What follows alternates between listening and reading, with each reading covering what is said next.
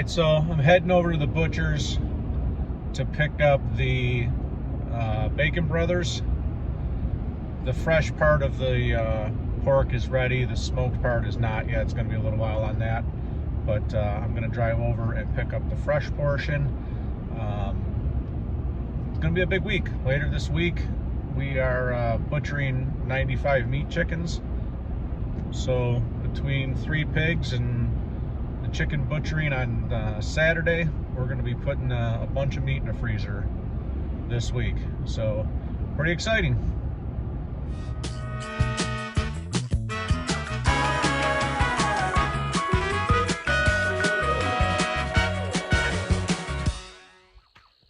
All right, so I'm back from picking up the pork. It looks outstanding. We got, for our share anyways, which was 1.5 of the 3 pigs, we got 2.5 boxes of fresh meat. I didn't weigh it, but I'm guessing there's well over 100 pounds there. And we've got the bacon and the hams yet to come. And on my invoice in the butcher, it does say I've got 103 pounds of that coming back yet. So yeah, pork secure for the winter. I'm going to be working out in the garden today. I've got a little bit left to harvest from what's left. I got quite a few peppers. I've got some butternut squash yet to pick and some spaghetti squash. But before I get to that, since I hadn't done a lot of videos this whole summer, I figured I'd give you guys a quick update on what we got going around here. And I'll show you some of the critters, and I'll show you the chickens quick, the meat birds, because they only got a couple, 3 days here before they go to butcher. So come along, I'll take you over there and show you what you got. So I'm really happy with this batch of meat birds. We started with 100. We've got 95 left. So that's a good survival rate. They look great. We had these ones about 6 days longer than our batch that we did back in the spring.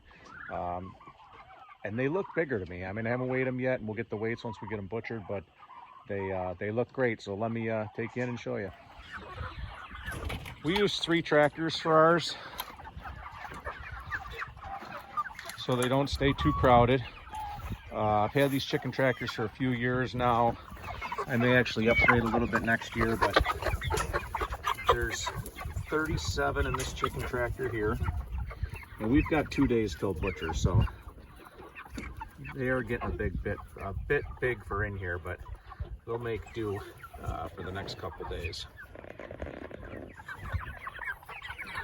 So this batch of chickens with the 3 tractors, like I said, is 95. This batch of chickens, along with the batch that we did in the spring, I do sell about half of them. So what we have left will give us about 400 pounds of chicken to go in the freezer alongside with the pork that we have.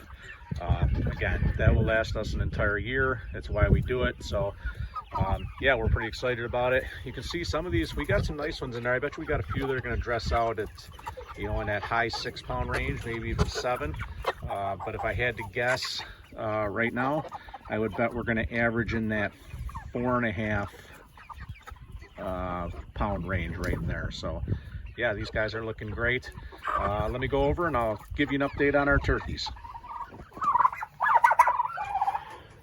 Now, we did a dozen turkeys this year. The vast majority of these are already spoken for. They're sold. We keep 2 for ourselves. These guys are all doing great. They don't go to butcher till the more towards Thanksgiving. They're growing fine. And again, 2 of these we'll be keeping for our use. The rest we sell. So that's just more meat for our freezer.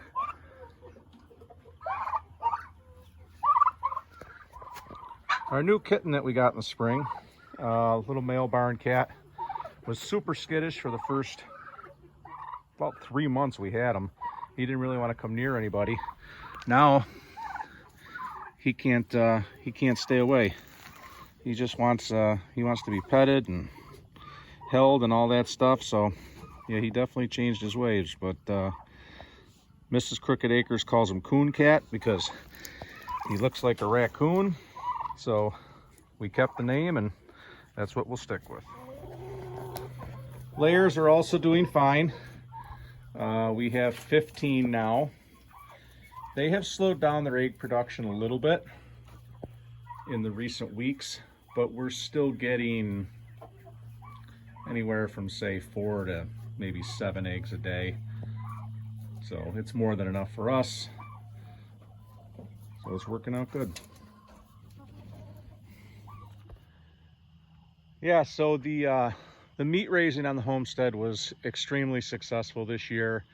Once again, we have filled the freezers. We actually had to go out and buy another freezer, but we have filled the freezers for a year. Again, I don't have to depend on a supermarket. I don't know how you guys feel about that, but I can't stand dependent on them places to buy overpriced meat that I don't know where it came from.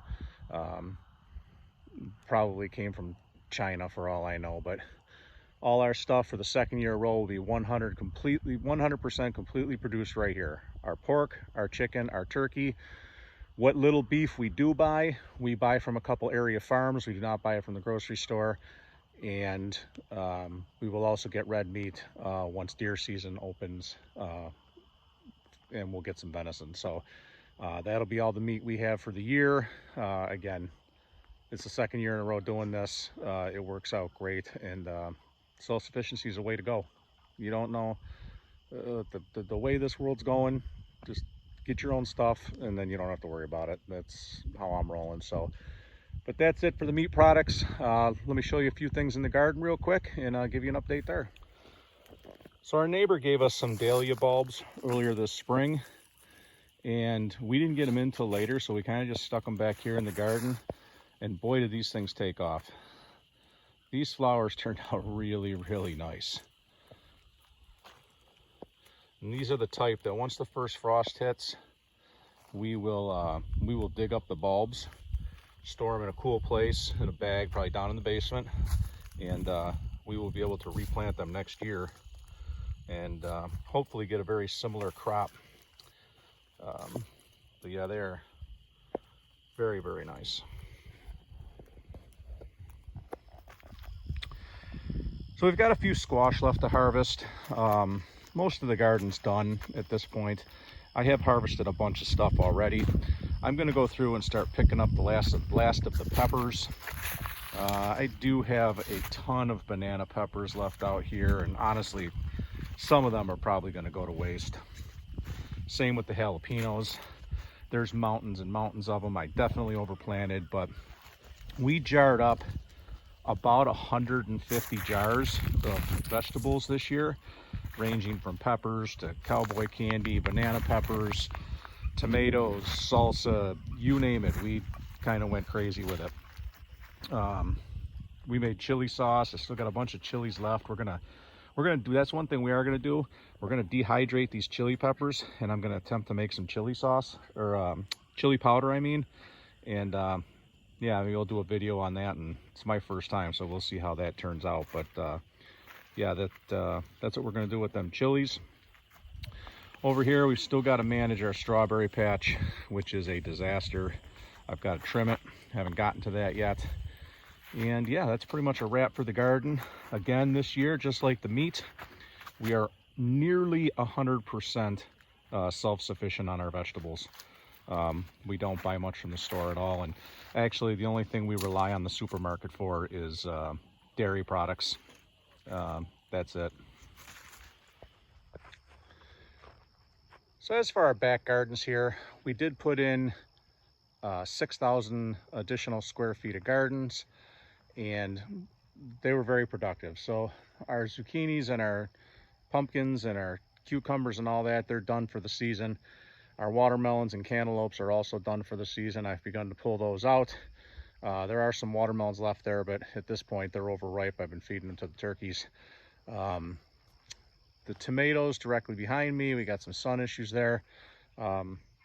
We harvested a ton. We jarred up about 70 quarts of those, so that's good. And then way in the back there, our sunflowers, I'll take you up a little closer. They're dead now. They need to be pulled out, but we'll get to that here in the coming month. As you can see, the tomato crop was pretty good. I did not have high hopes early because we were getting a lot of bottom rot, But what's left out here is just rotting on the vines at this point. We've harvested everything we're going to use, and then some. Gave away a ton, you know, all that good stuff. And as for our two front flower gardens here, and I know I'm fighting the sun, but our Asian daisies, they're still blooming. They did wonderfully. Our lavender that we started from seed inside last winter, also very nice. And those plants will just continue to get bigger and bigger and bigger. Really not sure what we're going to do with it, but it's there, and that will come back every year. Like I said, the Asian daisies, those will not. Those are an annual. Once they die, that'll be it for this year. And I'm not really sure what we're going to put in that spot next year, but maybe we'll go back to the daisies because they were really nice to look at all summer. And then, you know, the sunflowers, they're done for the year. But I'll tell you, I hadn't grown sunflowers maybe ever. Not sure, I mean, you know, maybe one here and there, but not like this. And I was amazed at these stalks. Like it's like wood, and let's see if I can put my hand around it and show you. I can't believe how thick these are. Like, I can barely get my hand around that. I can't get my hand around it there. Maybe up there, barely, but yeah, those are almost like tree roots at this point. It's kind of unbelievable. And you can see they're all pretty thick like that. So these were some giant sunflowers. I didn't harvest. I tried harvesting the seeds on a few of them to dry them out. I couldn't get them to taste how I wanted them to. So the rest I left out here, but Mother Nature's taking care of that. The birds have been eating them. I did see a few squirrels over here, so that's fine. I'll let them guys get their fill here before we cut them out. And yeah, the sunflower crop was a big success. So yeah, that's it for the gardens. That's it for the animals. Just wanted to give you a quick update and show you what we had going on.